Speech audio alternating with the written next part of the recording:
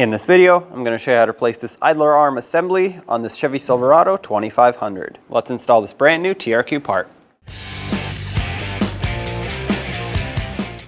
Take a 15mm socket and remove the 4 15mm bolts that hold this splash shield on to get it off here.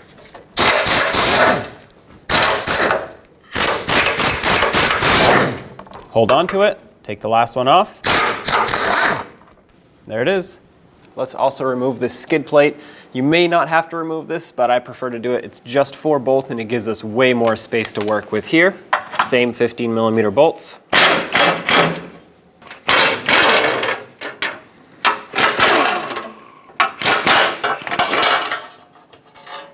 Looking up along the passenger side frame rail, you'll see where the idler arm assembly is. We're gonna have to remove these 2 bolts. Let's get an 18mm socket, remove these bolts. These are through bolts that have a nut on the other side, so I will have to hold it, although I can't show you the nut at the same time. Here's a little view of it so you know what to reach for, but I'm going to put my air impact on this side so I can pull the bolt straight out. Okay, holding the nut side with a 24mm deep socket. You can use a wrench if you want, it's just a little bit tighter in there. I'm gonna put my 18 on this side.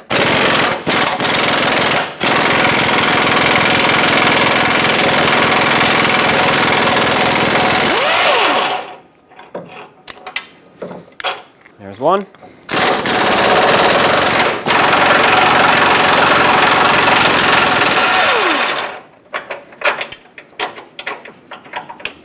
Grab a long pry bar and pry this out of its bracket.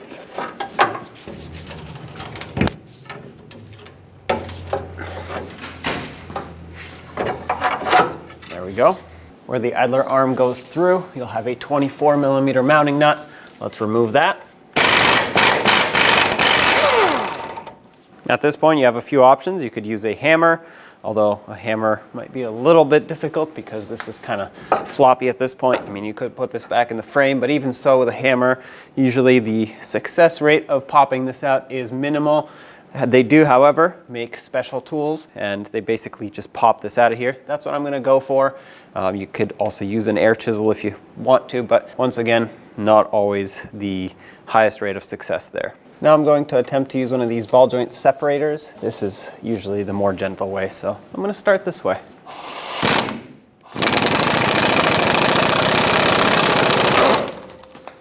There we go.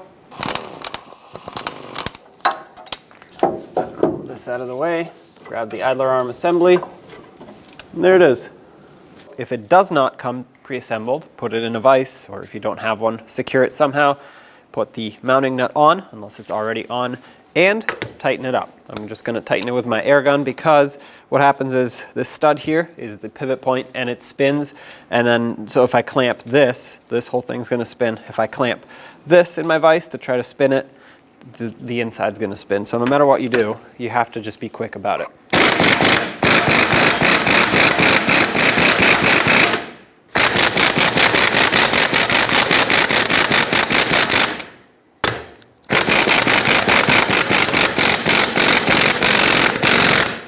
That's pretty tight. Now let's install the new pitman arm assembly.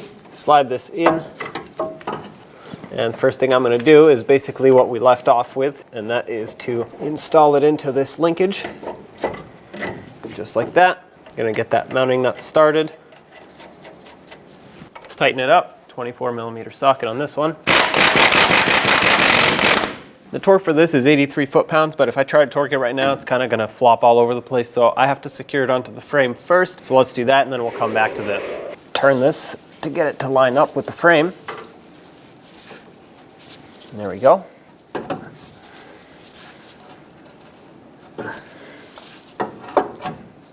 Okay.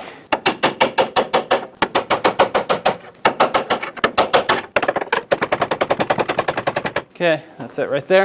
Bolt holes are lined up. I put some anti-seize just on the shank of these bolts, not on the threaded part, just because I want them to stay nice and clean. They were very clean when they came out, so I wanted to stay like that.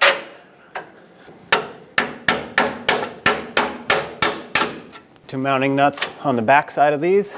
Both of these bolts were exactly the same, by the way, so no reason to keep them separate. All right, let's tighten these up. Doesn't matter which one you start with.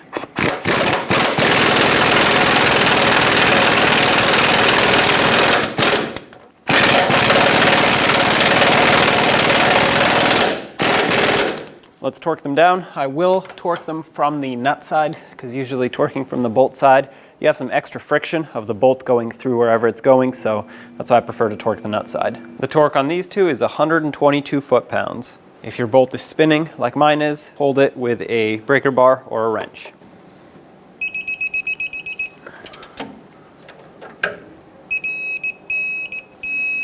All right.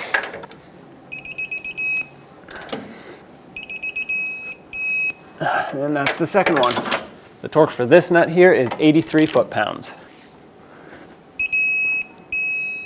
And that's it right there. It's a locking nut. It does not require any sort of cotter pin. Let's get this skid plate back.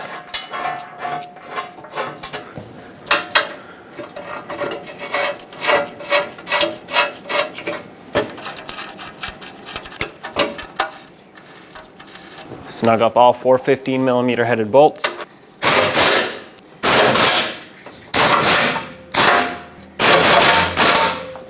And get this shield in the front back as well. It had the same bolts. Snug these up as well, but be careful, this is plastic, so if you over tighten it, it will crack the plastic. Looks like that has already happened here, so I'm gonna try and be gentle.